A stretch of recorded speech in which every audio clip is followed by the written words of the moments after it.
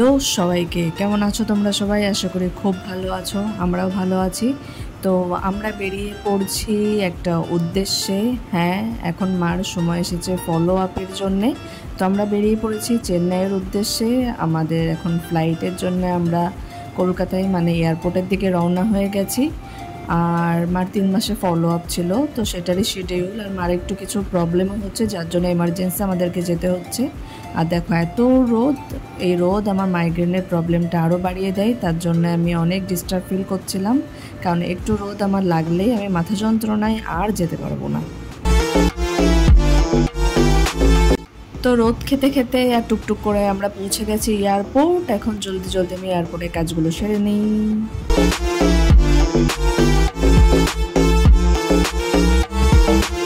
তো আমার সমস্ত কাজ কমপ্লিট হয়ে গেছে। আমি সমস্ত কাজ কমপ্লিট করে এখানে একটু ট্যাবটা নিয়ে বসে পড়লাম। ভাবলাম একটু কোশ্চেন সলভ করি, কারণ আমার ফ্লাইটের এখনও দেরি আছে। সবে এখন ঘড়ির কাঁটায় 3:07, আমার ফ্লাইট আছে 5টার সময়।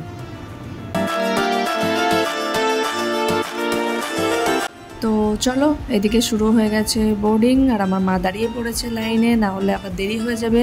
তার আবার অনেক ভয় আমাদের ফ্লাইট আমাদেরকে রেখে চলে যাবে। তো চলো আর দেরি না করে আমরাও দাঁড়িয়ে পড়ি এই লাইনে।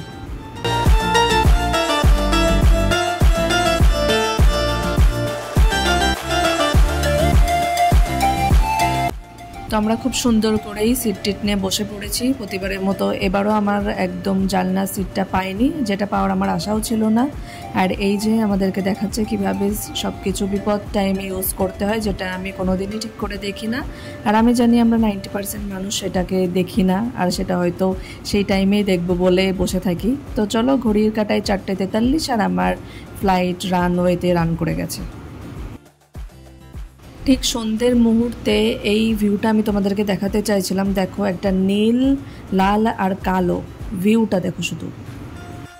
তো ভিউ দেখতে দেখতে আর একটু চোখটা বন্ধ করতে করতেই আমার জন্য নিয়ে চলে এলো এই সুন্দর ডিশ, যার মধ্যে ছিল পরোটা আর এই যে একটা সুন্দর একটা পেস্ট্রি আর চিকেনের কিমার তরকারি। তো চলো দেরি না করে আমরা হামলে পড়ি। সো ফাইনালি এখন 8:11 বাজে, আর আমি ল্যান্ড করে গেছি অনেক আগেই। কিন্তু আমার ক্যাব বুক করে ক্যাব আস্তে আস্তে অনেক লেট হচ্ছিল, ক্যাব ক্যান্সেল হচ্ছিল, কারণ চেন্নাইয়ের সাথে একটা অসম্ভব কানেকশান আমার চেন্নাই আর বৃষ্টির। আমি যখনই ল্যান্ড করি বৃষ্টিও তখনই ল্যান্ড করে। তো বৃষ্টির জন্য আমি ক্যাব পাচ্ছিলাম না। ফাইনালি ক্যাব পেলাম আর আমি আমার হোটেলের দিকে রওনা দিচ্ছি।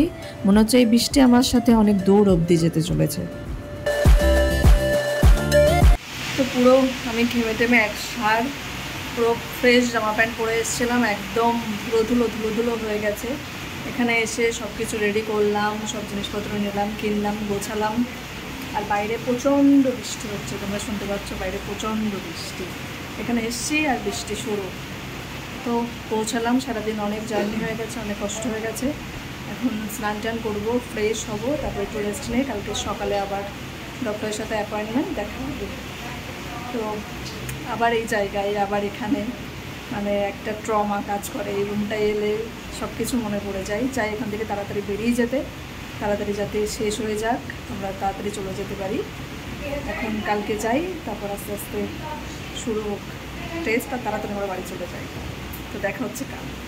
এখন তাড়াতাড়ি ফ্রেশ হয়ে নিই, এটা ঘুম দিই। তো ওই যে তোমাদেরকে বলেছিলাম না যে বৃষ্টি আমার সাথে অনেক দূর অবধি যেতে চলেছে।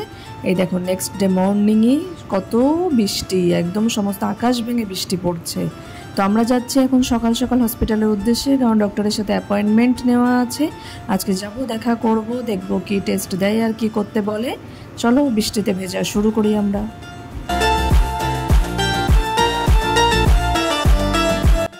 এই সেই চেনা পরিবেশ, সেই 9 মাস ধরে আমি এখানে এসেছি, সেই একটা অদ্ভুত ফিলিংস আবার আসার পরে।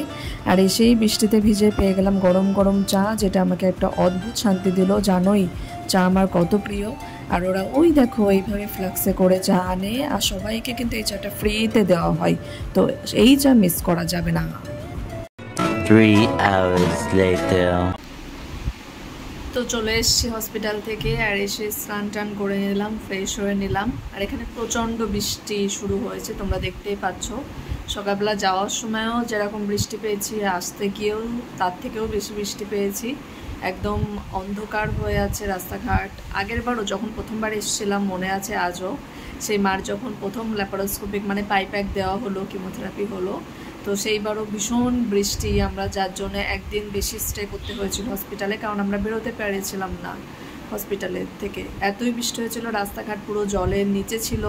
2 দিন কারেন্ট ছিল না, যার জন্য আমাদেরকে ডিসচার্জ দেয়নি, যে তোমরা কি করে যাবে, তার থেকে ভালো এখানেই থাকো, কারণ পেশেন্ট।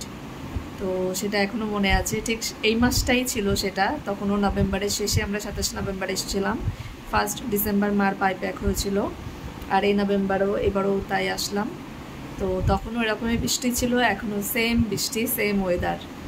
তো আজ গেছিলাম হসপিটালে, ডক্টরের সাথে কনসাল্ট হলো, সব কথাবার্তা হলো, আবার সেই এনভায়রনমেন্ট, আবার এই রুম, আবার সেই হসপিটাল, আবার সেই চেনা মুখগুলো, সেই চেনা পরিবেশ, সব কিছু না এই প্রথম আবার এক্সপোজ হলাম বলছি, আবার এক্সপোজ হলাম তো এতদিন পরে। তো কেমন একটা মানে ট্রমার মতো কাজ করছে, এখানে আসার পরে যেন আমার মাথাটা একটা হাইপার অ্যাক্টিভ স্টেটে চলে যায়, মানে তখন মনে হয় যে দুনিয়ার থেকে সব নাতা শেষ, দুনিয়ার থেকে সব সম্পর্ক শেষ, আমার আর এদিক ওদিক আশেপাশে আর কিছু নেই, শুধু ফোকাস একটা দিকে থাকে, হসপিটাল আর টেস্ট আর এইসব কিছুই, আর জন্য মাথাটা কোনো দিকেই আমার কাজ করে না। আমি জানি না এটা কেন হয়, কিন্তু হয়ে যায়।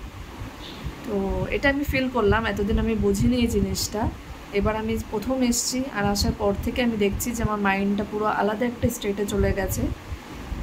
সেখানে পুরো আমার নিজস্ব কোনো, বাড়িতে থাকলে যেটা আমি একটা ফ্রি মাইন্ডে থাকি, একটা রিল্যাক্স মুডে থাকি, এখানে আসলে সেটা আমি থাকি না। তো আজকে আবার সেখানে গেলাম, আবার সেই সব পুরোনো দিনের কথা মনে পড়ে গেল, সেই প্রথম মাকে নিয়ে আসা, সেই 9 মাস কন্টিনিউ জার্নি, 9 মাসের জার্নি, অনেক কিছু মনে পড়ছিল, একটা ভয়ঙ্কর স্মৃতি যাকে বলে, যেটা আমি মনে করতে চাই না, এক্সপিরিয়েন্সগুলো নিয়ে থাকতে চাই কিন্তু আর সেটা এক্সপিরিয়েন্স করতে চাই না।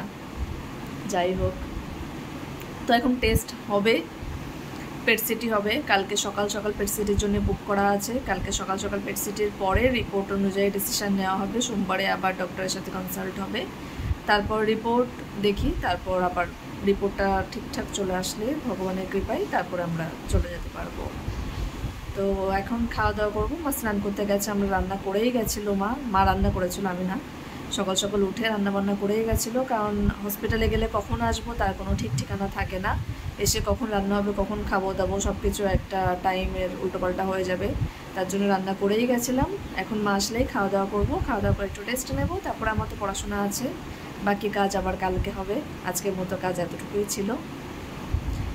তো চলো, আবার চেন্নাই, আবার হসপিটাল, আবার এইসব কিছু, হোপফুলি এবার তাড়াতাড়ি শেষ হয়ে যাক, ফলো আপে এসেছি, তাড়াতাড়ি টেস্ট করে সব কিছু ভালো আসুক, তাড়াতাড়ি বাড়ি চলে যাই, এটাই চাই, আর কিছু না। তো তোমাদের মনে আছে কিনা জানি না, আমরা কিন্তু আবার সেই রুমটাতেই আছি, যে রুমটাতে আমি এতদিন কাটিয়ে গেলাম, মানে লাস্টের কিছু মাস বেশি ভাগটাই এখানেই মার সাথে কাটিয়ে গেছিলাম, আবার সেই সেম রুমটাই লাকিলি আবার আমরা পেয়ে গেছি। এই রুমের প্রত্যেকটা দেওয়ালে দেওয়ালে সেই মানে কাহিনীগুলো আছে, কথাগুলো আছে, সেই না বলা অনেক কষ্টগুলো আছে, তো এসে সব কিছু খুব ভীষণভাবে মনে পড়ছে। তো প্রথমে আমাদেরকে যেটা করতে হবে সেটা হলো পেট সিটি স্ক্যান করে দেখতে হবে, তো তার জন্য সকাল সকাল আমরা বেরিয়ে পড়লাম, আর সকালবেলা হসপিটালে ঢুকেই দেখো শান্ত একটা পরিবেশ, এখনও কেউ হসপিটালে এসে ভিড় জমিয়ে উঠতে পারেনি। তো আমি শান্ত পরিবেশে আমার জন্য একটা কফি নিয়ে নিলাম, আর ওইদিকে মার স্ক্যান হচ্ছে, ভাবলাম কফিটা আমি একটু এনজয় করতে থাকি, ততক্ষণে মা স্ক্যান করে আসুক। তো মার স্ক্যান হয়ে গেছে, আমি আমার ব্রেকফাস্টটা আজ ইডলি দিয়ে সেরে নিই। তো দেখা হচ্ছে নেক্সট ব্লগে, সবাই ভালো থেকো, টাটা।